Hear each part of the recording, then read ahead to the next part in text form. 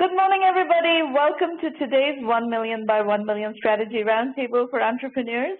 1M1M, as you know, is the first and only global virtual accelerator for startups.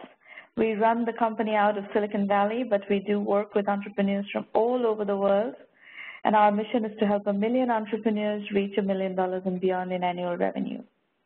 Now, in support of that mission, we've been doing these free mentoring roundtables for a long time, since the fall of 2008, so coming up to 10 years. This is the 389th session. We have a milestone event coming up in May, which is going to be our 400th roundtable. So it's been a long journey of working with entrepreneurs. So over 60,000 entrepreneurs have participated in these sessions, and it's been fascinating to see what's happening in different parts of the world.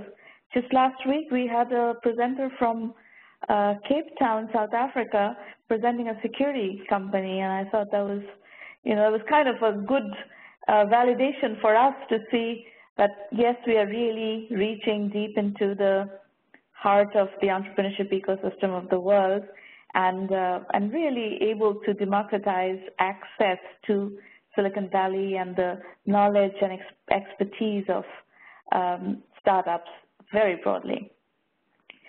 The event is being recorded. Every single recording of prior sessions are available at the YouTube channel, 1M1M Roundtables. And it is very good learning material. So wherever you are, if you have time to just listen and learn, maybe you're on a commute or on the metro or driving, you could certainly use these as learning material while you're doing your other activity. If you are live tweeting the show today, please use hashtag 1M1M. And our Twitter accounts are at 1M1M and at Romana. We publish continuously great resources, articles, informational articles, inspirational articles, educational articles, resources, all kinds of things. So feel free to access that material as well. These are the call-in instructions. We're not quite ready for you to call in. We have some other programming before, but this is a roundtable. We want as many of you to participate as extensively as you would like to. So do make a note. I'll put the slide back up again, but do line up your questions. And you can also put your questions in the public chat as we go along, and we'll pick up questions from the public chat as well, or your thoughts, your points of views, anything you'd like to participate with. We're going to start today's session with a conversation with Rob Schultz, Managing Partner at Serra Ventures. Rob, welcome to the show. Thanks for having me. Glad to be here. So, Rob, tell us about Serra Ventures, about yourself, a little bit of introduction. Let us introduce our audience to you. How big is the fund? What is the investment focus? What size investments do you make? Sure, thanks. Yeah, so Serra Ventures, we're an early-stage venture fund. We have offices in 3 different locations, headquartered here in Champaign, Illinois, which is in the research park at the University of Illinois. We have an office in Chicago and actually an office in San Diego. So pretty diverse location, but our focus primarily is on underserved geographies, which we think is a tremendous opportunity that the founders of our fund have built networks in over the last 20 years or so. I'd say what's unique about our fund is our team. We always evaluate our funds or the opportunities we invest in on the team. And what's really unique about our team is we call ourselves a team of former CEOs. So as an early stage investor, we really believe that to be a good coach, you've had to have been a player before. And all of the partners have been CEOs of high-tech venture-backed startups in their career, which really enables us to have empathy and be a better coach for our entrepreneurs. Do you want to talk very briefly about your CEO experience? Sure, we might need a longer session than 30 I said minutes. very briefly. So I was actually the founder and CEO of a company called Digital Work back in the late 90s. Back in, people kind of characterize it as the .com era. A very exciting time indeed, very different. I have a lot of war stories that I share with entrepreneurs. But started the company from scratch. Zero employees, grew it very quickly over a couple-year period of time to over 140 employees, raised over $65 million in venture from firms like Draper Fisher Jurvetson and strategics like Office Depot and Wells Fargo and the like. We were developing tools for the small business market, simple tools like getting a website or developing an online marketing campaign, which seemed pretty obvious today, but back in the late 90s, it wasn't as clear. So we grew it to thousands of employees, actually filed to have an IPO in 2000, April 2000, which I don't know if the audience is old enough to remember, but we got caught in the NASDAQ crash, where the NASDAQ went from over 5,000 to 3,000 in a matter of a couple of days. And unfortunately, we did not have a successful IPO, but downsized after that. We went into a recession, if you remember that, and ultimately found a nice exit soft landing for the company. And I went on to be a venture capitalist. What do you know? And how big a fund is Serra Ventures? So currently, we're investing out of our Fund 3, which is about a $35 million fund. Okay. And what stage in the early stage continuum? As you know, the early stage market has also segmented quite significantly. So we are seeing people who are picking pre-seed, some seed, some post-seed, some pre-Series A, and that begs the question: what is the difference between post-seed and pre-Series A, et cetera, and then small Series A, large Series A. So where in that continuum do you like to play? Yeah, you nailed it. It's gotten a lot more complicated. When I was an entrepreneur, you had seed, friends and family, and your Series A, and that was about it. But now you're right, it is more of a continuum for sure. So we would tend to get involved in, I would say, the seed plus early Series A. Companies that we've invested in tend to have successfully come out of a accelerator per se. Had done a seed round through a friends and family type of situation, but we're really not doing, for the most part, there's always exceptions to the rule, pre-seed investments. And what is the sweet spot in terms of check size? We're tending to write checks in the $500,000 to $750,000 range initially. Sweet spot tends to be part of a syndicate, either leading or being a significant player in a $1 to $3 million round of financing that would help the company reach significant milestones in an 18-month type time period. And to write a $500,000, $750K check, what do you like to see in terms of proof points or validation? Yeah, I think primarily it's first, like a lot of venture folks, we're looking for great teams, and typically what we mean by that is really what's special about the team. We love opportunities where the founder might kind of kick off a story that goes something like this. I've worked in an industry for X number of years, and there was this problem that I saw that nobody solved. So I left my cushy job and started a company to go solve that problem. That's kind of an ideal story, so that entrepreneur has a kind of deep domain expertise in the category of the industry that they're trying to solve.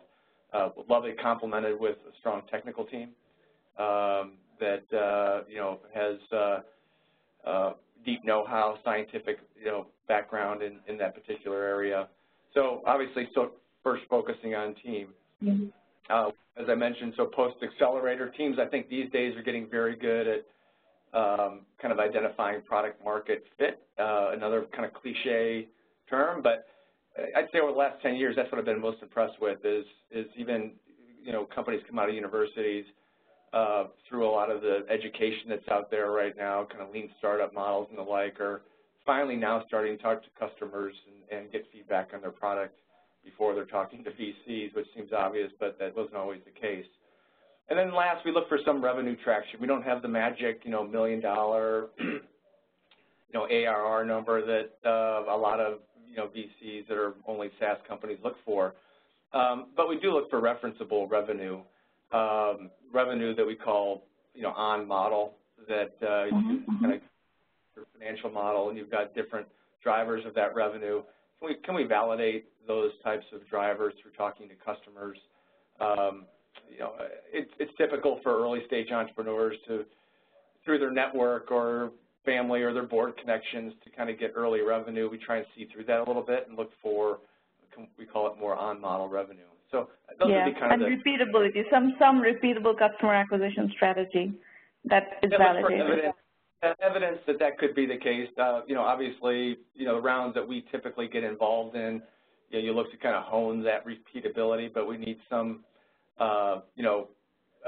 evidence that we can kind of validate that, I think there's a strong possibility. A lot of those early dollars that we developed are funding kind of go-to-market teams to really start to flesh out, a lot of the repeatability that I think, a Series A or B investor will look at those types of metrics. And what does that translate into? You're not looking for $1 million ARR, which is good because it's hard to get to $1 million ARR, for most SaaS companies without some prior funding. So what is the ARR where you tend to hit that kind of viability validation? Yeah, I know you hate the answer. It depends, but it really does. Each opportunity is that we look at maybe is a little bit more unique. We do scientific instrumentation devices that my other two partners are very skilled in. So obviously they're going to tend to be pre-revenue deals. They look for more FDA or approval milestones. The software things that we're looking at, again, I'd hate to kind of put a specific number, at least being able to talk to 3 to 5 to 7 type customers that, again, can get us comfortable with the value proposition and the pricing strategy. Okay. Now, you started off by saying one of your core differentiation points is geography. Can you elaborate? What is your geographical footprint or focus? Yeah, so, I know you're in California, you may not even know where Champaign, Illinois is, but we're... I know very well. I studied computer science. Champaign, Illinois is a very good computer science school. Oh, yes, I should have done my research. I apologize for that. Yeah, so we're right in the Midwest and very bullish on our Midwest thesis. So we've looked for, what we call tech ecosystems that are emerging. We started in Champaign, and if you look back at our Fund 1, did a lot of our deals out of the Champaign ecosystem, but quickly made an observation that, this kind of development of innovation, research parks, entrepreneurs is really happening in different areas in a very kind of consistent manner. So we're doing deals as far east as Cincinnati, several companies there. I've been very active in the St. Louis area, as far west as kind of Lincoln, Nebraska. Looked at opportunities there, very strong in Madison. So think about the kind of the Midwest, Big Ten kind of country. We've also carved out an area primarily due to my partner's network, but also an observation that kind of the San Diego, California area shares a lot of similarities and kind of underserved geography thesis that we have. So we've done quite a few deals, between LA and San Francisco as well. I see. Okay.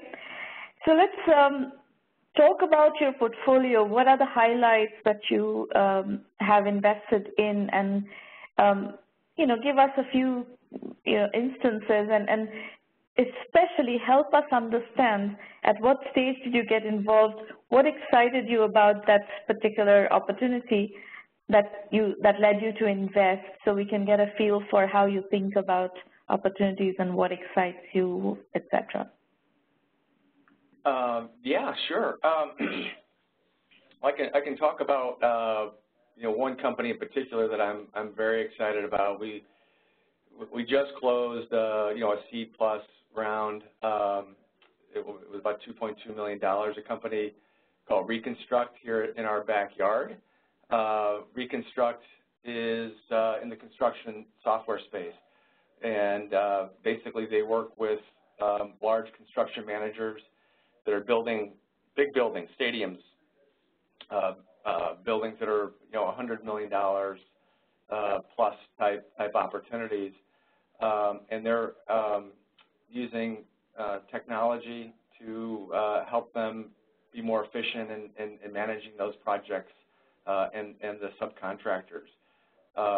What really attracted us to this is the size of the opportunity. So obviously the construction management space is a $1 trillion industry. The software space isn't as big, but it's ripe with problems, and a lot of kind of incumbent technologies can help solve those. They're notorious for overruns, schedule overruns, due to poor coordination and visibility into what's at risk in your schedule. What makes Reconstruct unique is there's a couple of trends that we really like. They spun out of the University of Illinois. It was grant funded initially with about $1.5 million in grant funding. And the technical team is very, very strong in both industry and technology. So they utilize machine learning and computer vision to basically deliver the product to construction managers. So they capture images. They don't actually do the drone flying, but drones are a great image capture device now. We're seeing them all over, and we're seeing a lot of business models around that technology. So customers are flying drones, taking thousands and thousands of images of their construction projects, and they take those images and overlay them on current 3D models that construction managers are doing, and link that to a schedule. Using computer vision technology, they have the ability to identify where there's actually risk in the project using computer vision analytics, the first of its kind in a SaaS environment to do that. So getting tremendous results, working with some of the largest construction managers in the world.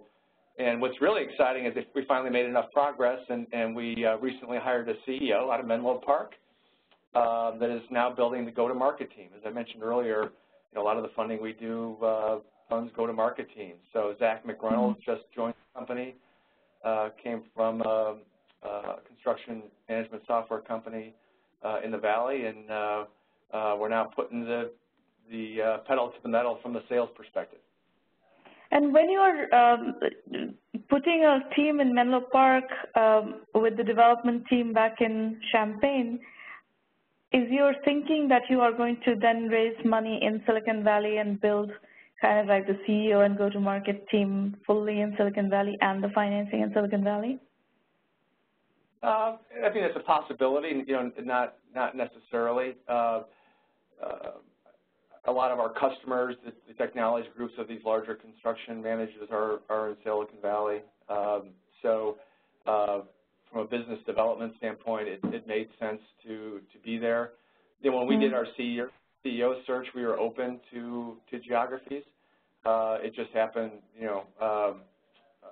Silicon Valley was a good spot, obviously, but where Zach was in Menlo Park, and I guess the question I'm really getting at is, in a lot of geographies that we work with and interface with, this is a common strategy. They build up to a certain level of validation, get the product built outside of Silicon Valley, and then they put some amount of a stake in Silicon Valley to be able to access the much greater amount of funding available here. Is that part of the thinking in your firm as well as in the Chicago area? I would say the access to capital wasn't the driver. I think great companies can raise money anywhere. When you look at a small ecosystem like Champaign, what we're mostly missing is business talent. They're very strong technically. Okay. So there is a trend, whether or not it's Silicon Valley or putting entrepreneurs in Chicago or another major hub that has bigger airport access to more diverse business talent seems to be the trend. And a number of our companies might have dual offices. Label Insight is in St. Louis and Chicago. A company Personify is in Champaign and Chicago. Just mentioned Reconstruct in Champaign and in Silicon Valley. So with collaboration tools getting better and better, that's less of a concern for us having multi-offices now. Well, we are very big supporters and believers in virtual companies because we run one ourselves. And if you look back on let's say, the year that we just completed, 2017, what are the trends in your deal flow? I'm not asking about what you've invested in, but I'm sure you've seen lots of companies. What are the trends that you've seen in that deal flow? Yeah, so I would say, the first trend is the observation is geography. The amount of high-quality deals that we're seeing in untraditional geographies has been mind-boggling.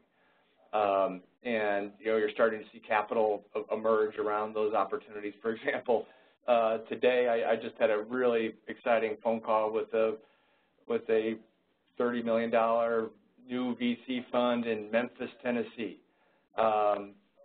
Doing some exciting, work in the Tennessee area. Was very familiar with some of the deals that he and his fund had invested in. Iowa, we collaborated last week with a new fund that was investing in the Iowa ecosystem. For example, in deals out of Birmingham, Alabama, successful opportunity, South Carolina. So the first observation, and you're seeing this more and more, I think, is just the geography, the diverse geography. Broadening geography. Yeah. That's awesome. That's great, actually. It's very much in our vision to see more of that ecosystem emerge, and especially with virtual companies, that ecosystem can very well play with the existing ecosystem in the bigger hubs where there's a lot of money floating. Now, I have two questions, actually, to narrow down on your style of investment. First and foremost, it sounds like you invest across multiple different sectors. You do B2B SaaS and you do medical and so forth. Do you also do B2C? No, we've tended to stay away from B2C opportunities.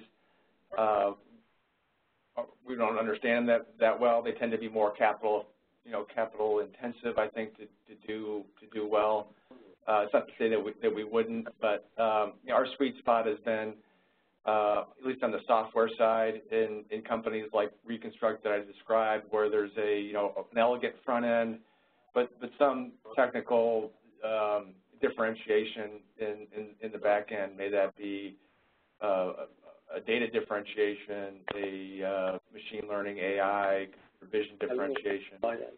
So tend not to invest in pure execution type deals where it's all about cheap customer acquisition. So we look for differentiation in the back end. Yeah. And what about unicorns? Is thinking that you are acting as feeders into follow-on rounds and you're trying to become billion-dollar valuation companies? You know, your portfolio companies, are they all trying to become billion-dollar companies and that's the trajectory that you're interested in? Or are you also interested in what I see as a very robust niche set of opportunities where the TAMs are not billion-dollar TAMs necessarily, but they are maybe more $100 million, $200 million, $300 million TAMs, but you can build, you know, very compelling companies in those niches and do it in a capital-efficient manner and pursue earlier exits. Which of these or both are your sweet spots? Yeah, that's a good way to frame the, you know, the barbell, the question. I think if we had to pick one of those, it would be in the latter. So we don't try and play in the kind of unicorn dog pile, you know, game of the valley. We built our venture model to not necessarily need to, you know, achieve those types of exits. Although, of course, we like you know, opportunities that emerge like that, but we haven't built the structure and return characteristics of our model to need unicorns, given the size of our fund. So, you know, being a smaller fund, we tend to align with those, you know, kind of more capital efficient businesses. And it's cliche, but it's more of an attitude, I think, of the entrepreneur and how they want to build their business and how capital efficient they can be.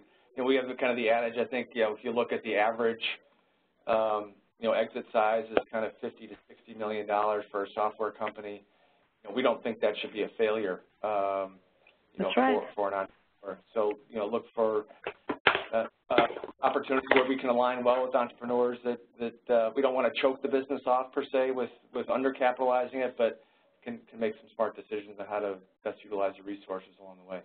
But there is a ceiling to how much money you should be putting into a company if the end game is a $50, $60 million exit. Absolutely. Yep.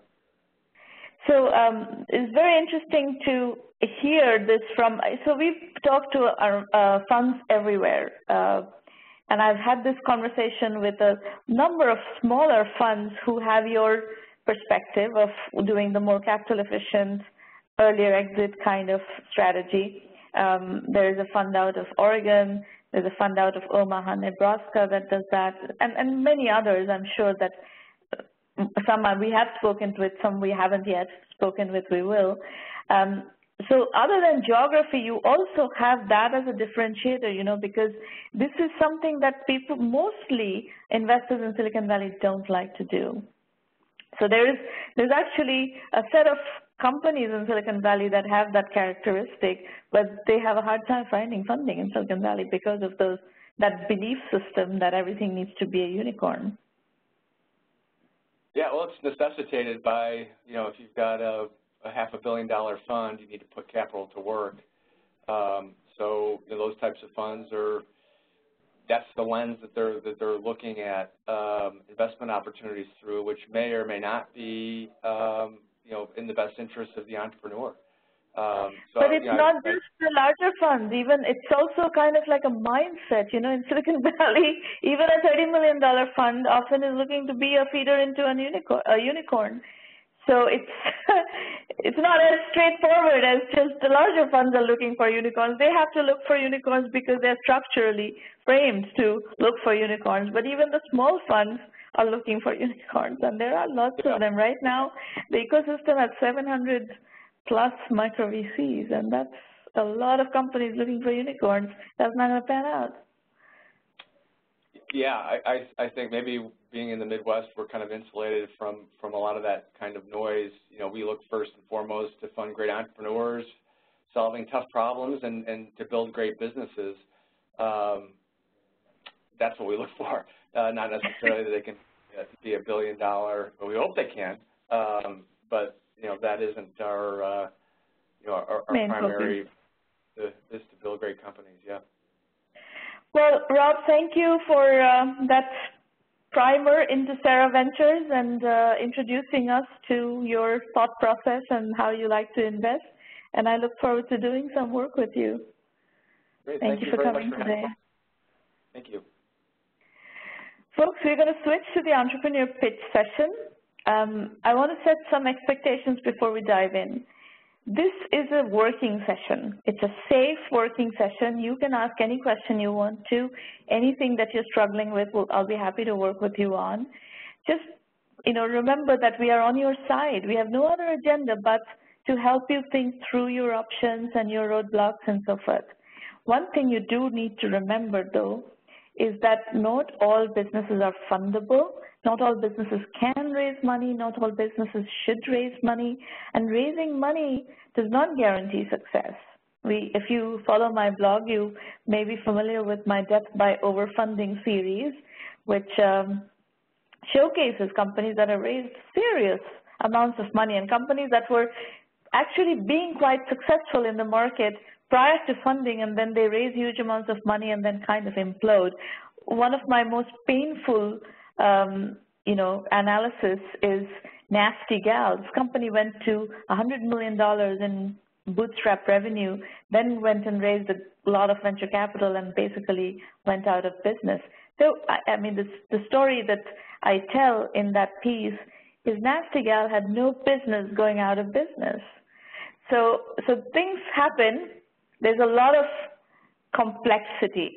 As a first-time entrepreneur, you are swimming in waters, and you're going to have to climb a tremendous learning curve to really understand this business well and make the right decisions. So please don't be obsessed about raising lots of financing and making that your primary goal. So anyway, let's dive in. We have first presenter is Maitreyi Kondapi, is that right? Let me see if Maureen is, so you are, Maitreyi is calling back in. Her line disconnected, so we are going to go to Antriksh first. Let's find Antriksh here. Yeah, I'm here. Hang on one second. Here we go, Antriksh, go ahead. Calling from New Delhi, India. Good morning to you. Good morning. Yeah, I'm Antriksh Pathak. With me, my co-founder, 1Mby1M, is also available. Okay. Can we go to the next slide, please? Yeah.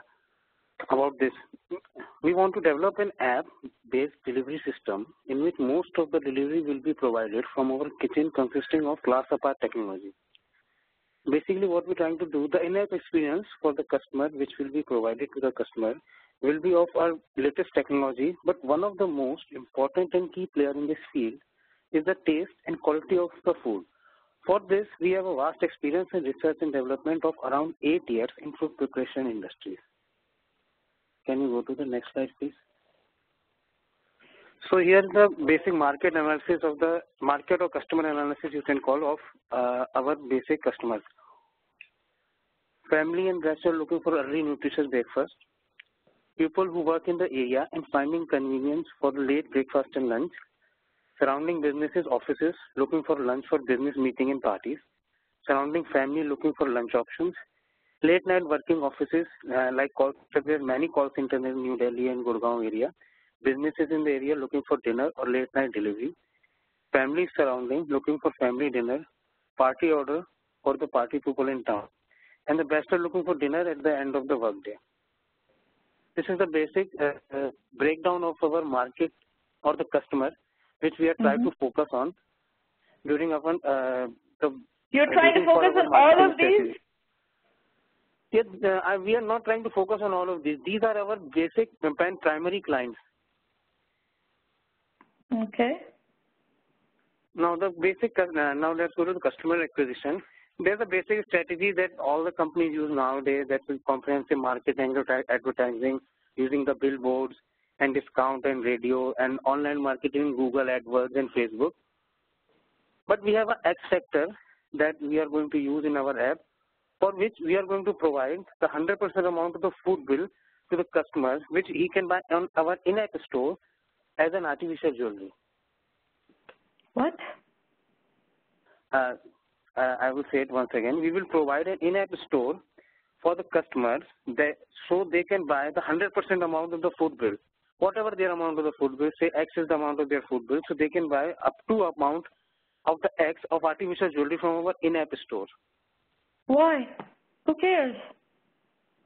In India, they care too much about artificial jewelry. It's a trending topic right now, if you can say.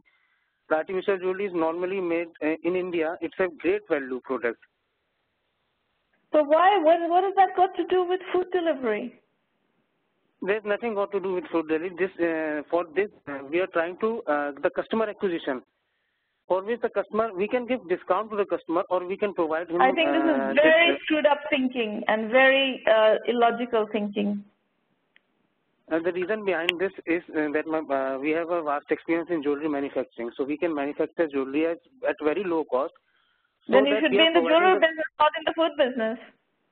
No, we want to be in a food business, but we have an experience in jewelry manufacturing. That is not a good reason to impose a completely unrelated business on top of a food business. Just because you have experience in jewelry. In fact, if you have experience in the jewelry business, you should be in the jewelry business, not in the food business. No, we have the experience. We want to use it you can cash in our food business. Yeah, I don't agree with that decision at all. It's a bad decision. Okay. Thank you for your feedback. And let's go to the next slide, value proposition. 100% food customization. From our experience, what we have found out that the customer many times wants to provide a special instructions. Sometimes it gets carried to the chef. Many times it gets lost in the communication. But in our app, the USP of our app would be the customer is able to provide even from salt, spices to a particular oil which he want to use or don't want to use for the food preparation. From the options we will give him the customer. Second, we will all our kitchen will be online, and the customer can watch their food prepared online. For that, we are also applying for a premier customer only, so that they can, if they want to watch their food preparing online, they have to pay a small amount of money for a monthly basis or a premier membership, whatever they want to take, and they will be watching their food prepared online as the food was prepared, as food gets prepared. And third point is 24/7 service availability. There's till now there's no player in the field who is providing 24/7 service on food delivery. Next is 5-star standard packaging and cutlery. Spill-proof packaging are very rare these days, and the easy-to-use cutlery are not provided by normally any delivery outlet, because they are just delivering from other restaurants, and they are not particularly own kitchen to provide deliveries. And we are also looking to provide hospitality services with bulk order. Like we are going to provide, if you order a bulk order for a party for 30 or 40 people, you're ordering for a bulk order, we are willing to provide waiters and the service staff also. For that, we won't take any other charges, just you have to bulk order with us. So we will provide, if you are saying there are 40 people, around 40 people, we will provide 2 waiters. If you have we are ordering for 80 people, we will around 4 waiters and 1 cleaner, like that. We are going to provide hospitality service with bulk order. And we are going to add some renowned chains, not all renowned chains, some renowned chains to our app. For that we can get a little authentication from the customer in initial stage. And for that we are going to, this is a sales analysis which we have in our first quarter. There was a. Is this a business that you have already started, or is it just all in concept? Yeah, I have already started a business. I have already started, but I was. Do you have a slide on what are the current metrics of that business? The current metrics of the business is we are doing. Should I say in INR? It is okay. Yeah, that's fine. Go ahead. Yeah, we are doing currently around 14 lakhs rupees sale per month. Right now, we have only we are bootstrapping kind of. We have 3 different outlets only in Delhi right now, and 3 different kitchens. You can say that we are talking about 3 different kitchens in Delhi right now. And all the things that I have wrote there is not available with us, but we are providing delivery. We are working on it. We are researching and developing day by day. And previously we used to own a restaurant, a single restaurant. And then we came up to that single restaurant, we tried to make it a chain, and now we own three different kitchens in Delhi area, and we are working on that. And all the value propositions are right now not available for the customer, but we are working day by day to provide that. So which of these segments is the bulk of your customer base in? The customer base right now, the area which we are delivering is mostly a family-based area. Okay. And now we want to expand in the area like Gurgaon and Noida. Hold on. I would like to know, you're getting, so family, all meals or a particular meal for a family? No. Is it family dinner? The area which we are right now situated is a family bulk area. So we are getting a family lunches. Some bachelors are there always, not that, but the mostly orders which we are getting is from families at dinner and lunch. We are not family dinner and family lunch. Family dinner and family lunch. In breakfast we lack because breakfast is only for bachelor, more bachelor order breakfast in India, not family usually order so much breakfast, and breakfast we lack. Antriksh, the first feedback I have for you is that you don't need to be in all these segments. It is absolutely unnecessary. In fact, it's undesirable to be in all these segments. If you have figured out the family lunch, family dinner, and you are building relationships with these families, how many families are currently your customers? The 14 lakhs a month that you're generating, how many? Okay.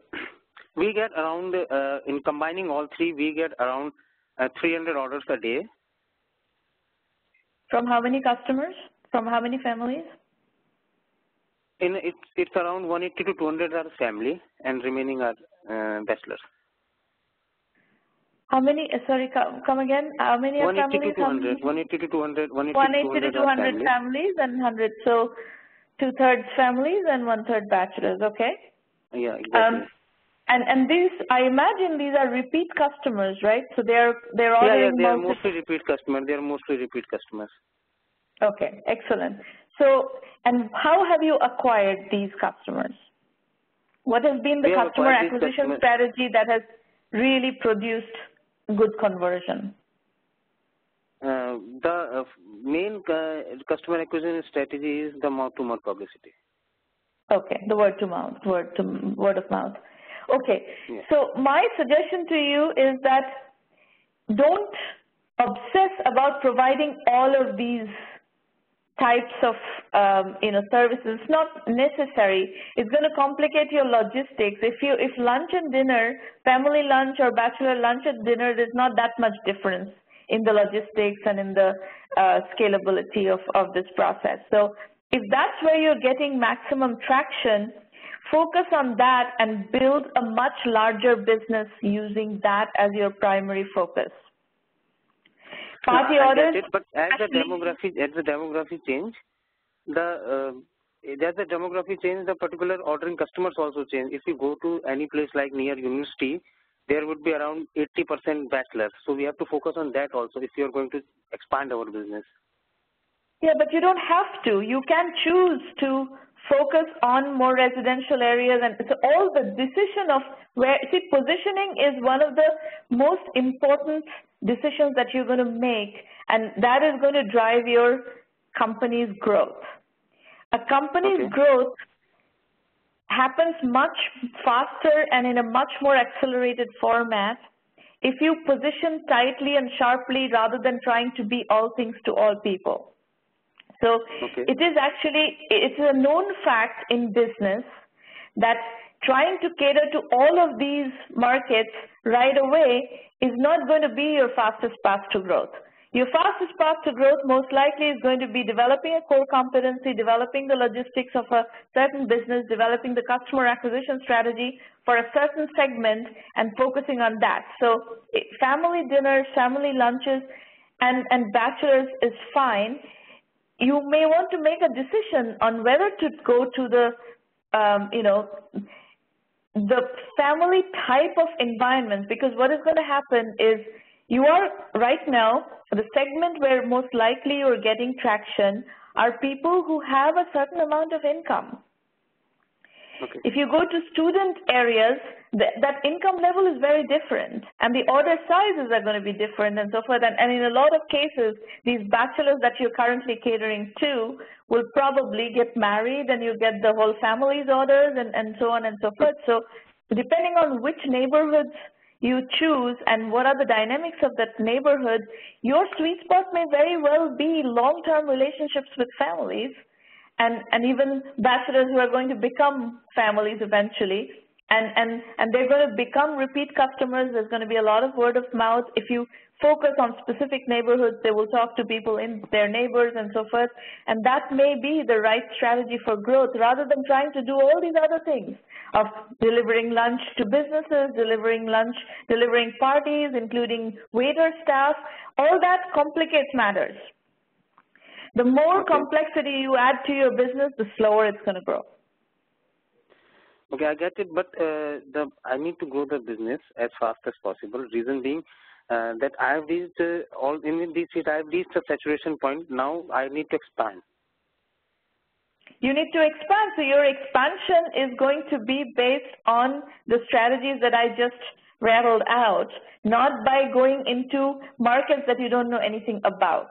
So you could be expanding to another neighborhood where you have the same dynamics as the neighborhoods that you are in, where you can repeat what you have learned and acquire a set of customers from that neighborhood and saturate that neighborhood, and then try another neighborhood and another neighborhood and another neighborhood. But that, I think, is more your strategy than trying all these different business models. Okay, I get it. So I'm looking forward to getting a seed funding in it. Because right now I have not developed my own app, and I have not put in all the valuation that I've listed here. I need to put that also. That required a seed funding. So for that, I have to target all the audience, and I cannot get any market advertisement. Seed funding does not require you try to target all the audience. That is a false. The statement that you just made is a false statement. Okay. In fact, investors like to see businesses that have tight focus and tight targeting, tight positioning, and high velocity of growth. If you want funding, your investors will be wanting to grow from, where you are to $100 million in 5 to 7 years. You have to present a storyline that they can buy into, that kind of growth is possible. If that kind of growth is not possible, then you're not going to get funding. You need to grow this business in a bootstrap manner, which is fine as well. You can, this is a bootstrappable business. As you've seen, you have bootstrapped the business. You can also grow organically, and instead of going from, where you are to $100 million in 5 to 7 years, maybe you'll go from where you are to $10 million in 5 to 7 years, and that's a bootstrap business, and that's a fine business as well. Both of those are successes, but if you want financing, then you're going to have to build high velocity growth. And high velocity growth only happens if you can really simplify things and really make things repeatable as much as possible. The more complexity you introduce, the less repeatable it is. Okay, I get it. Okay. All right. Good luck. Okay. Thank you. Nice talking to you. You're very welcome. Rushabh Mehta, you're up next. All right. Thank you. Can you hear me? Yes. Go ahead. Thank you so much for the opportunity to present. So I'm Rushabh, and Matchbook Services came about from my experiences with data management, business intelligence, analytics. I have about 20 years of experience in that field. And one of the things I noticed is businesses want to consume third-party data, and there is a gap in that process to consume third-party data. It's not as simple as it seems. And so this was a gap that I noticed in the marketplace, and started building out the solution about 2.5 years back, 3 years back. And so that's what is currently Matchbook Services. Next slide, please. So Matchbook Services essentially allows customers to combine third-party data, third-party commercial data, so Dun & Bradstreet, for example, and companies wanting to get Dun & Bradstreet data. And it embodies all of the processes required to not only match an organization's data to third-party data, but also enrich that data, so get other value-added data that you need, and then keep that data current. And this is absolutely a big use for companies. So next slide, please. So before you go to the next slide, Rushabh, can you elaborate on what functional area of data you are collecting, or is this like a horizontal, just data, enterprise data? The next slide has the functional areas of what we're focusing on. So we are focusing on these specific target audience and use cases. So in terms of functional area, marketing, sales, a lot of our current customers need rich information for market segmentation to assess risk and opportunities. We have customers that are using it in purchasing for, again, risk management, compliance, know your suppliers, credit risk, and then also operations, whether it's mastering data, data science, data analytics, and so on. And mergers and acquisitions is kind of one of the big markets where this can play a huge role in terms of being able to match and combine data from two different organizations and deduplicate that.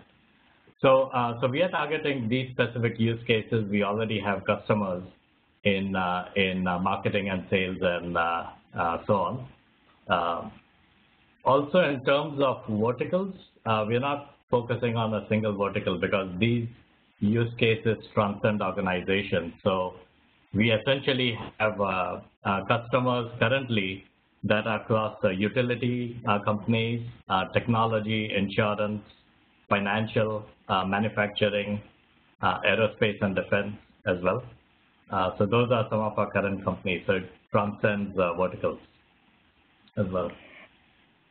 And how many customers are you currently working with? So we have 10 customers at this point.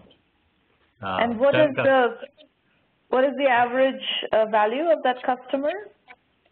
So currently our average value is 35,000 in annual recurring revenue. Okay. Yeah, so we started last year, January, with our initial product release. We started with a small set of customers that we worked with. We got a lot of feedback. We did a lot of validation.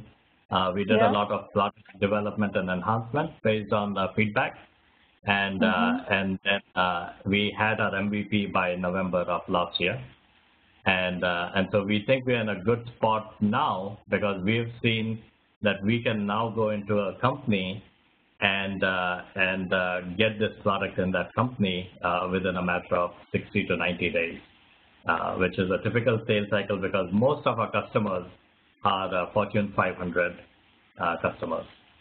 So pretty large customers, and because we are a small company, the time to go through vendor onboarding and all takes the most time. And are these customers that you have to go close in person, or are you closing them by phone? For the most part, via phone. So most of them are online via phone. Very rarely do we have to actually go face-to-face to a customer, and it's mainly a feel-good kind of thing. So especially if I'm in the area. What functional areas are these 10 customers in? So these 10 customers are functional areas: master data, sales and marketing, and supplier management. And how are you generating the leads? So we have a partnership with Dun & Bradstreet. We have a marketing and a retail partner with Dun & Bradstreet. And so currently all of our leads come from Dun & Bradstreet. They're the ones who put us in front of the customers. And these are all of their strategic enterprise customers. And based on your experience with your 10 customers, are these customers going to broaden into other functional areas, like a $35,000 a year customer? Is that likely to become a $250,000 a year customer in due course? Possibly, but not through SaaS licensing. But we have the opportunity in this case to resell additional data from other vendors. So in terms of SaaS licensing, we do have with a lot of our customers the opportunity to go from a 35,000 ARR to maybe a 50,000 ARR. And our enterprise licenses currently, we have 3 enterprise customers, and the average deal size there is about 65,000 in ARR. Okay. And so you're saying that your SaaS product is only one component of the revenue. You also resell other people's products, and Dun & Bradstreet included. Does that mean that this 350K ARR that you have reached so far is a combination of those 2 revenue models, or is it just the SaaS business that is the 350K ARR? This is only the SaaS business. We are just this year. Our plan is to be selling data. Okay. And for that, we have started partnering with Pitney Bowes. So we just entered into a partner agreement with Pitney Bowes to resell their data. We entered into a partner agreement with Aberdeen. And what we are doing is we are looking at our audience, their use cases, and then looking at the data that they don't get today from Dun & Bradstreet, and where they can add additional data and additional value to that data. So we are getting things like location intelligence data from Pitney Bowes, and Aberdeen has contact information and IP intelligence. Very good. Information. And what does that mean that Pitney Bowes would also give you leads, just like Dun & Bradstreet is giving? Yes. So Pitney Bowes, we also have a marketing agreement with them. So they will also contribute to marketing development funds. They will do joint go-to-market efforts. Okay, and good. Very good. All right. So go ahead. You want to present something else from this slide? No, I think we covered most of where we are today, where we sort of want to go. We also applied for an SBIR grant. So one of the components of our solution is we are building an artificial intelligence based machine learning models for data stewardship. And what we want to do with the SBIR grant is essentially build data stewardship models that transcend industries. So currently our models are limited to a single customer and their data stewardship activities. And we are trying to broaden that, because one of the gaps we see with our customers is they don't have data stewards within their organization. And so, being able to use machine learning for that, and being able to use the information that we collect to do is something we're looking to do. Okay. And the seed round is already raised, or you are looking for the seed round? We are looking. So we just are in the process of starting. So starting the seed round. So if you want to go back to the previous slide for just a minute, the enterprise pain point. So one of the reasons our customers like us a lot and why they are gravitating to our solution is currently the only way they can integrate is generally there's a point solution, like something that's integrated into Salesforce, for example, that might get you third-party data or other things. But there's not an enterprise solution out there. And to integrate an enterprise, which means you're integrating data from different sources, different lines of business, is a very expensive IT effort. And so we have even seen customers, we have 2 customers right now that actually had a year-long project to integrate, and they abandoned that in favor of using a SaaS license model. Excellent. That's excellent. Right. Okay, great. And, so good progress, very good progress so far, it seems. Thank you. Thank you so much. And our data resellers are also seeing a lot of benefits. One of the key benefits is that it's increasing consumption of their data, which is why Dun & Bradstreet and others like it. It allows them to upsell data and promote stickiness of their data. Okay.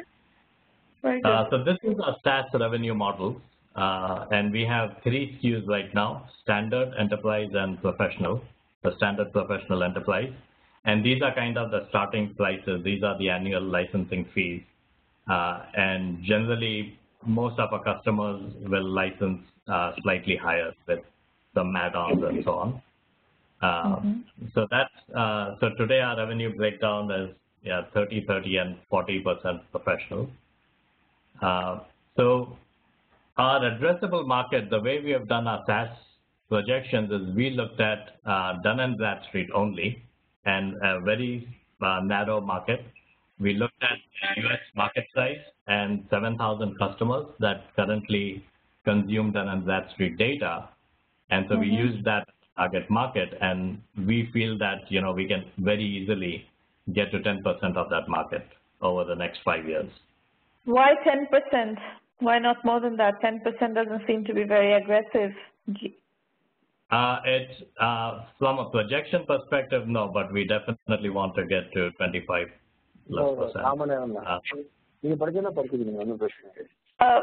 Somebody is streaming noise. Maureen, can you mute whoever is doing that? Thank you. So what is this revenue projection slide? It's 0 to 30 million. Is the x-axis 30 million? Yes, about 28 million in 5 years. So we feel that if we get 700 customers with a $40,000 ARR, 5 years, that's 28 million in SaaS revenue. That is a problem. That first assumption is a problem for in VCs. They don't like, you know, 0 to 30 million in 5 years. They would want to see 0 to 100 million in 5 to 7 years. They will look to have at least double that trajectory. Sure. And it's actually, so, okay. So you would at least need to get to 60 million and show how you're going to get to 60 million. That's one problem that I see with the slide. The other problem I see is churn of 10% is a very high number. Why is there so much churn? Right now, we don't have churn. So everyone that started with a pilot last year, they all renewed. So we know that our churn is going to be much lower. But in terms of projections, we've used, you know, very lower numbers, and we've been much more conservative in our projections. So if you tell investors that you're working with, if your assumption is that you're going to have 10% churn, that's going to freak them out because investors hate churn. Especially the investors hate high churn rate businesses. Got it. Okay. Okay. So you have a lot of things here that are very good, you know, just to kind of synthesize the whole thing, Rushabh. You've done a very nice job of pulling together a business that is validating, that is generating revenues, and so on and so forth. So there is some learning that you're going to have to do to understand how investors look at businesses and so on and so forth. And I'll be happy to help you with that. But so far you've done an excellent job of executing. So I think those kinds of tweaks are eminently doable. Thank you so much. So one of the things, as I mentioned, is, you know, with our current customers and others, we have the ability to resell data. And that's where we are looking at higher revenue projections as well, where not only taking our current customers, but we also have a couple of solutions for dynamic CRM customers, point solutions, and for small and medium businesses. That are in the works. You know, the small and medium we pushed out just because that's a much higher, that's a different kind of market. That's different kind of market, very different. Yeah. Right. So, yeah, it's hard to do all of those at once. You can do those later on, but it's very hard to do all of those at once. Right, but I think your point that if you can upsell data and do high margin business by reselling data with your partners, and that generates significant revenue, that would be interesting. That would make it very interesting because that's not hugely complicated to upsell. Right, right. So that's what this slide is all about. So when we combine our DaaS revenue with the SaaS, we are looking at about 80 to 90 million in 5 years. Yeah. In terms of the, right. The one thing that's missing here is a bit more granular TAM analysis. What you're doing here is revenue projections. You haven't really done a TAM analysis. You're going to need to do a TAM analysis. But you know, you are, I would say, based on where you are right now, you know, we're going to have to do probably another, you know, 25–30% of work, and then you're going to be ready to go talk to investors. Perfect. Thank you so much. And have credible results. Right. So one of my concerns, so we have a really good team behind to help. I have most of my teams been with me for 2 years now. A lot of the this people. This is all in LA? No, everyone's spread out. So a large chunk of my team is in India. I have a couple of folks in New Jersey, one in Denver, Colorado. I have a business development full-time person in Santa Barbara, and I'm in LA. So it's a virtual company. Yes, it is a virtual company, and most of the people that I work with are used to that virtual lifestyle. So I've worked with some of these people from before. Virtual companies, no problem at all. And how many people in India and where? So most of the people in India are in Ahmedabad, and I'm working with the AI team out of Jaipur now. And how many people in India total? 9 people. Sorry, no, in India, 8 people. 8 people, okay. And these people are in the same place, or they're also dispersed? They're all in the same place. So, so most of my development team works out of an office. We have subcontracted out to a company that we worked with now for the last 2 years. And then I have a dev lead that's in that area as well. Okay. All right. So I think, this is quite doable, in my opinion. Your funding probably is quite doable. I have to work on it a little bit, especially the defensibility point, competitive dynamics of the market, all these things I need to understand. But by and large, I think it's doable. That's it. Thank you so much. You're welcome. Mohammed Jahufar from Bangalore, India. Mohammed, please unmute your line and tell us what you're working on.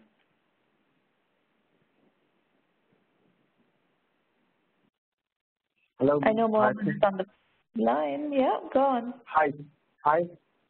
Can you hear me? Yes, we can hear you. Go ahead. Okay, fine. I know. Good morning, and thanks a lot for the opportunity to kind of talk about what I'm doing and get some early feedback.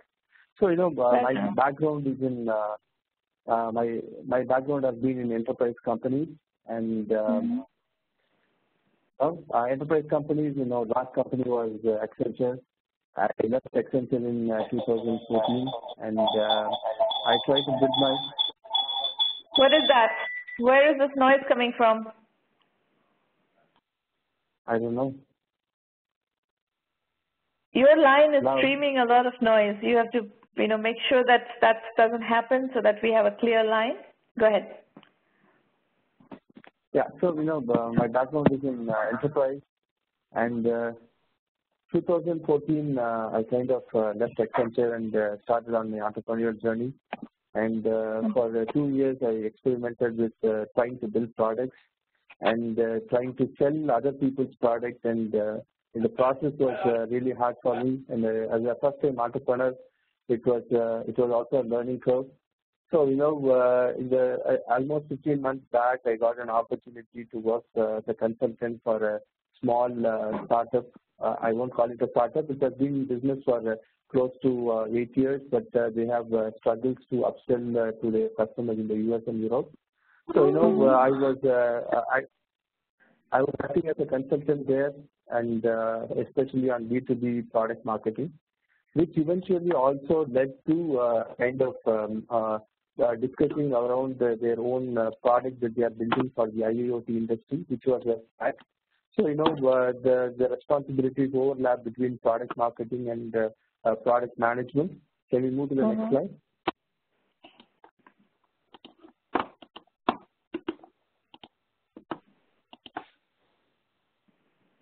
Go on. Yeah, not able to see the slide. Okay, fine. Maybe there's a network issue with me. Just one sec. Okay. So the thing here is like, having done that, having been working with them for the last 15 months, so I kind of understood that, people are doing a lot of product management without really understanding the nitty-gritties of the overall process. And most of their focus is very internal driven, and they don't sufficiently prioritize customer empathy in all their activities. And kind of so kind of the idea was to help these products improve their customer base by helping them with some kind of tool that will help them become much more customer empathetic. Also teach them, in the process, also help them evaluate what is the best practices from PM that they can adopt as part of their journey, and helping them evaluate and benchmark their progress. So all these 3 points that came across as I kind of discussed this problem with the different kind of product managers and product leaders. So the way I understood this product management is more around like this. So, this is the traditional Venn diagram where the product managers operate, and the product leaders operate at a slightly higher level, trying to understand the overall perspective of what are the activities the team is doing to further bring customer understanding. So, what I also realized that, building product is very hard, and it requires cross-functional, multidisciplinary teams to do this. And the companies are finding it really hard to achieve this. So that's where, I kind of stumbled upon that, people have a lack of problem understanding. They don't have clarity with respect to their prospects. They're not able to kind of give up a project narrative. They're not able to assemble a team, and all of these seem to be connected to one another. So is there a solution? So this is where we kind of talk to many different stakeholders. I would have spoken to kind of 20 people maximum who are coming from product training, who are associate product managers, senior product managers, even product owners, trying to understand, what challenges they face on a day-to-day basis, and is there a need for some kind of tooling to help them. So that's where, that's what the discussion was around. So the question was, how do I avoid failure? So is there a way that I can predict success and then, based on the activities that I do in my product management function? So like how do I balance my internal vision with the customer need? So these are, and how do I ensure that teams are only doing 20% of the activities that deliver 80% of the value? This is what the kind of hypothesis that I had. And then, so that is where I kind of stumbled upon the concept of trying to build an index. Can I build a product success index, which is based on these 4 items? So one is the customer empathy. So what are you trying to do, Mohammed? What are you trying to sell a product? Are you trying to be a consultant? What are you trying to do? So honestly, right now I'm a consultant. So that is where, my confusion is also. So I started off, trying to build a checklist of sorts to ensure that people are able to think through the options that are available. I'm really confused as to what to be doing next. So I built a small MVP kind of to validate my understanding with some senior product managers. And there are different directions people are taking me. So I'm really not sure what to do next, honestly. So, Mohammed, my suggestion to you would be to understand how a business is built. And for the moment, just understand the methodology of how to build a business, and then layer on all your experiences, observations, and everything to that framework. What seems to me is that you're kind of all over the place right now, and you're getting confused because you lack that basic framework of how to build a business. And I think that is the primary gap that I would first fill in before you move further. So budget maybe 3 months to just study methodology and get up to speed on methodology. And you can use the 1 million by 1 million methodology. That's as good a methodology as any especially for this stage of your evolution. And it's a methodology that allows you to keep your job or your consulting assignment and do this on the side. Okay. So if you hang on, I will explain to you in a moment how to use the 1 million by 1 million resources. And when I say learn the methodology, what I mean by that, I will explain all that to you in the next segment. And maybe you can ask questions after I'm done with that, yeah? Okay. Okay, so folks, if you like what we're doing here, I would request you to bring serious entrepreneurs into 1 million by 1 million, because it's your word of mouth that we depend on to, you know, get to know good entrepreneurs who need help and whom we can add value to. But the word serious is in bold. You know, we understand very well that building a significant company, and whatever significant means to you, a significant company, a $5 million a year company is a significant company. A $1 billion company is a significant company. All of those are acceptable, you know, success metrics. Maureen, can you please cut the line? Otherwise, there's too much noise being flooded into the call. Okay, so all of those, you can set your success benchmark. You can define what you call success, and we are perfectly fine with any kind of success model that you define for yourself. As long as you build a sustainable company that is profitable and, you know, has customers, revenues, and, you know, profits, basically sustainability, all that is success. Even a $500,000 business that has sufficient profit is a successful business if that's something that you can carry on and support a family with and, you know, support yourself with. All that is perfectly okay, you know.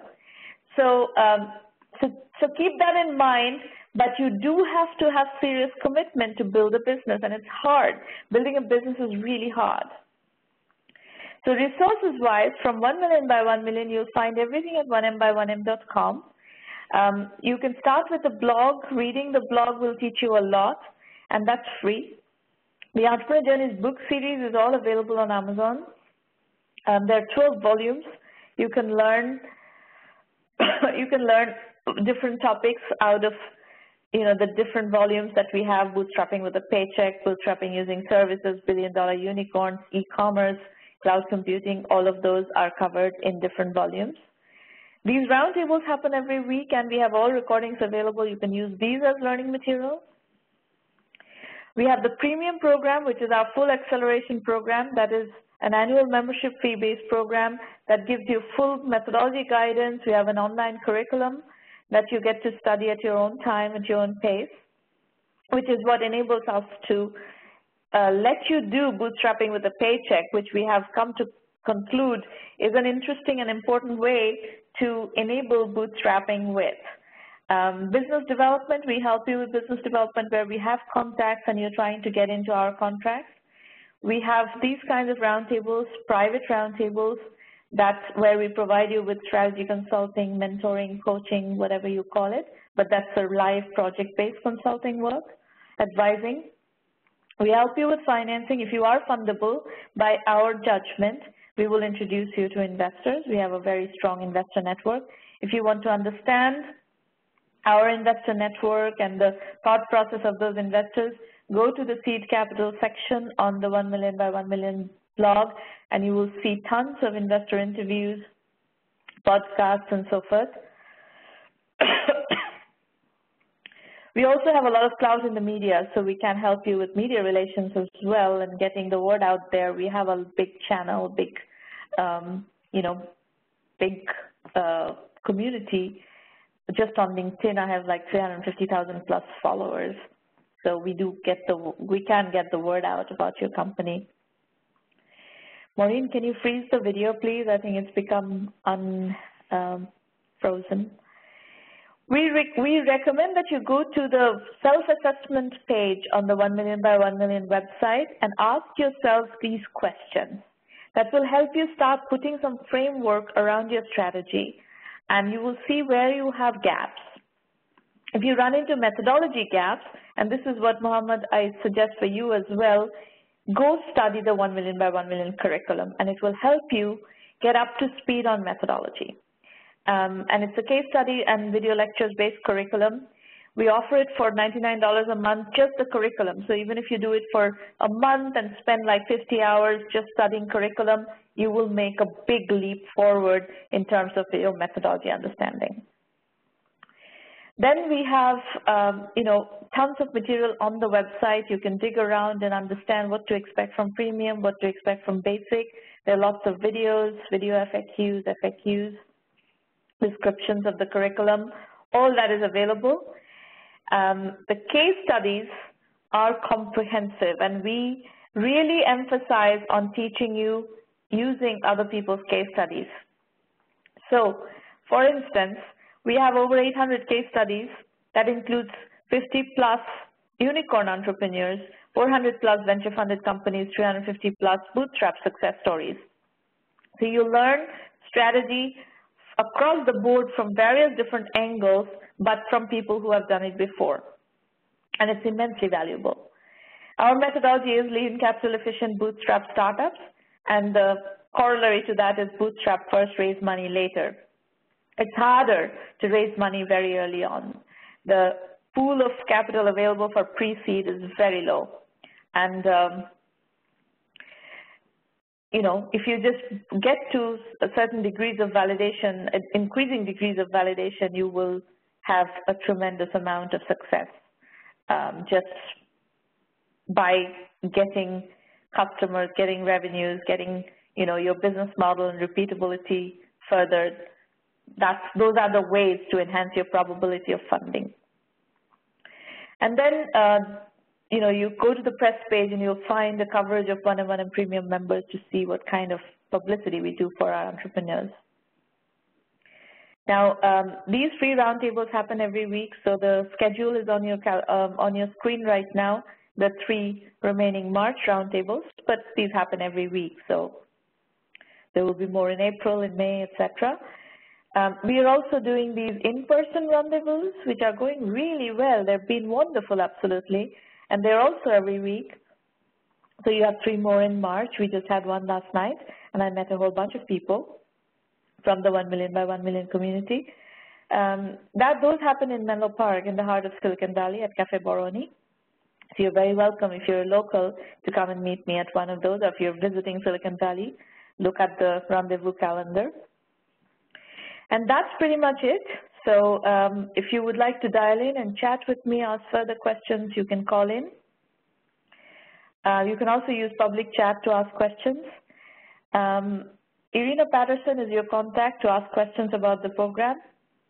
Her email is irina@1mby1m.com. And that's pretty much it. Maureen, you need to change the slide. Vikrant is at 10 million plus in annual revenue at this point. The slide is old.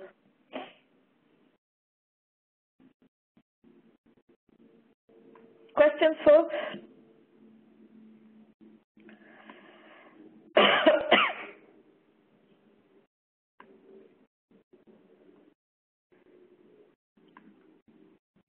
Anybody? Questions, comments, issues that you want to discuss? Mohammed, did I answer your questions?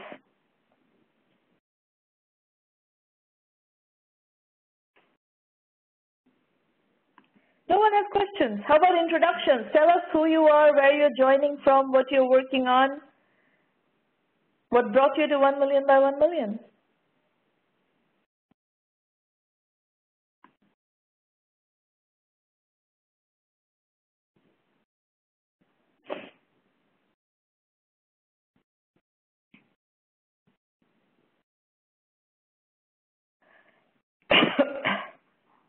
Go ahead. So Mohammed, just go to the website and join the program. Any of you who want to join the program can just do so on the online on the website. Pankaj, no, you're not audible. You are writing, so I don't see how. Have you dialed in? Have you dialed into this number? If you want to be audible, you're going to need to dial into this number. Otherwise, you can type in your question in the public chat, and I'll read it out aloud and answer the question.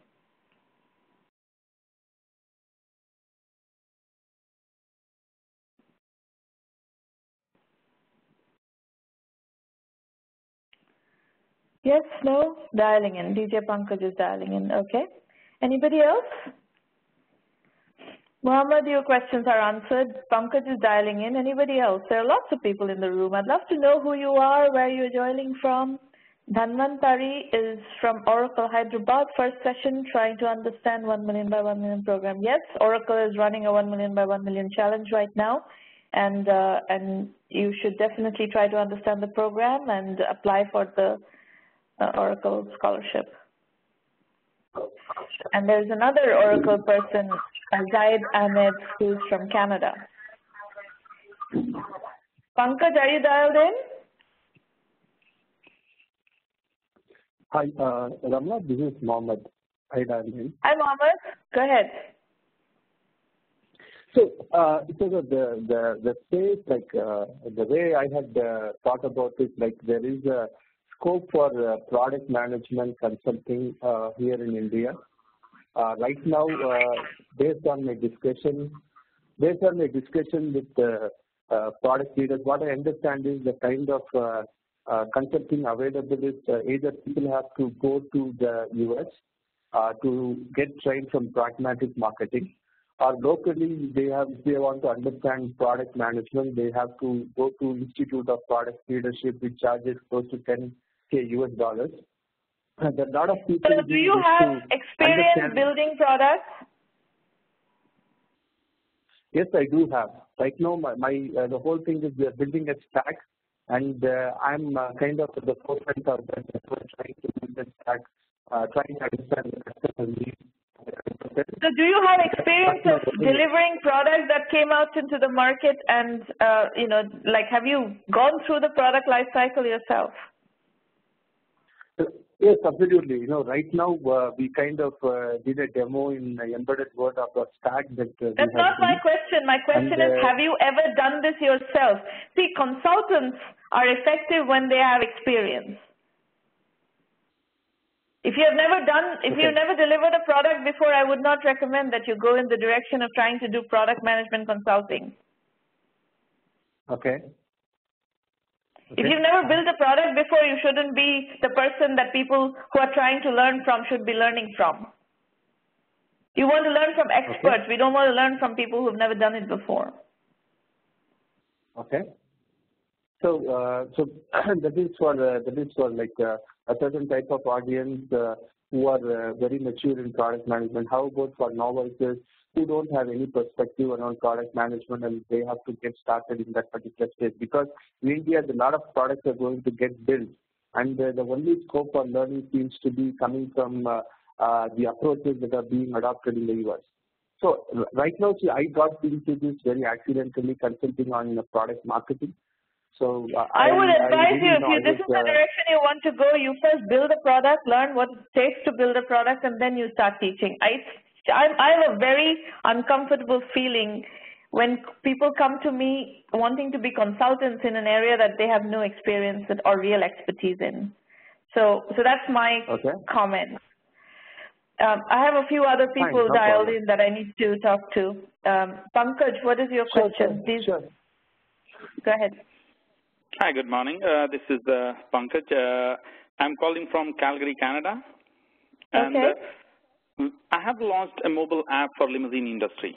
So in layman's terms, you can say that it's Uber for limousines, wherein you can book any vehicles from sedans, SUV, stretch limos, shuttle buses, party buses. Even we are going to add vintage cars. So this is kind of, again, using the same concept, but the idea here is a little bit different because any transportation network companies like Uber, Lyft, wherever they are operating, they have been crushing the market for the licensed operators. And the reason for that idea is I have been running my own limousine operation for a little over 3.5 years, and I realized that there is a pinch in our revenue stream. And there is no way we can fight with companies like Uber or Lyft because, again, we are not really well equipped on finances as well as technical capability. And I had worked in 16 years in IT before I quit my job, focusing on this full time. So we started developing this app 2 years ago. Now we have got regulatory approval in October 2017, and since then we have been operational here in Calgary. So the idea behind that is basically all the licensed operators who have been suffering revenue loss because of these companies, I'm going to provide them a platform wherein I can use their unused inventories, and I'm negotiating for a better pricing from them and offer that at a discounted price to customers. So in real time, I can change the inventory, and I can use the inventories which are sitting idle for them and offer them to customers at a cheaper rate than they can find otherwise, right? Because otherwise they'll have to call 20 companies to find those vehicles. Right. And other cool things is for the first time in ground transportation, we have done name your own price option. So in airlines, you might have seen Priceline doing bidding for flight rides. So same concept I'm implementing for limousine bookings. So you can say that you have 50 people, you want a stretch limo or SUV or bus, and so you can keep all the options open, or you specify your category and then put your price, and then we can do those bookings if we have some inventory suitable in the system. Okay. So far, I have self-funded it, and that's why I have been doing my job in parallel, because I want to bring in my own money, because earlier in 2013, I failed in starting one of my IT companies. We almost hired 25 people, 7 in Canada, 3 in the States, and remaining in India. And then everything fell through because I had hard dependency on one of the guys. So he was the architect and kind of key person for us to pull the trigger. And we were getting the contract. So it was not really that without him we could not really have got the contract, but without him it would have been difficult for us to deliver the project. So that's why we moved away from that, and the lesson for me was no dependency whatsoever. If you want to do it by yourself, learn it, do it, and then once product is ready, then go and ask for money. So that's what I did basically. I made it operational. We worked with City to get the approval for almost 11 months. And our plan is to launch this product in Toronto in 5 to 6 months, and sometime next year in New York and Vegas. So that's our target. We have quite good response from operators. So what is your question, Pankaj? We are kind of out of time at this point, but if you have a question, I will tackle the question quickly. Yeah, so the question is, I'm looking for investors right now, and that's why I'm working on preparing the term sheet with the help of my lawyers and accountants, which is kind of ready.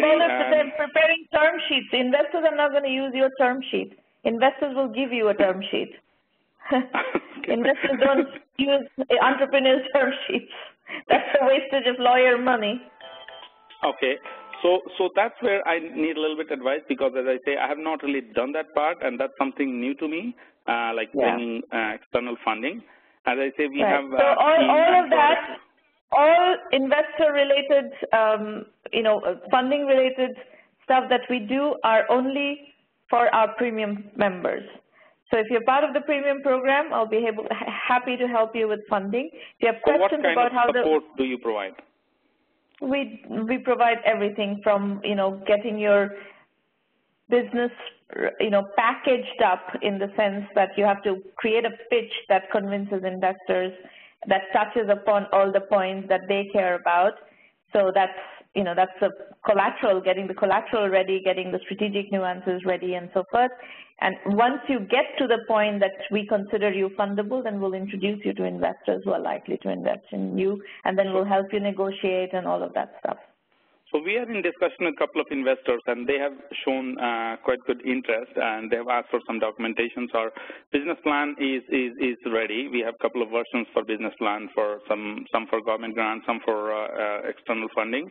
And so again, pitch deck is crucial, which we have some form of pitch deck, but again, not really, I think, investor ready. Another concern I'm getting from people is the team. So I'm getting feedback that, oh, you are a one-man team. I say I'm not really one-man team. I'm just funding at my level, but I have people working for me. I have people taking care of social media, people developing the product in parallel, right? So I have team, but again, they are looking for more like at co-founder level, some expertise to feel more confident giving more money.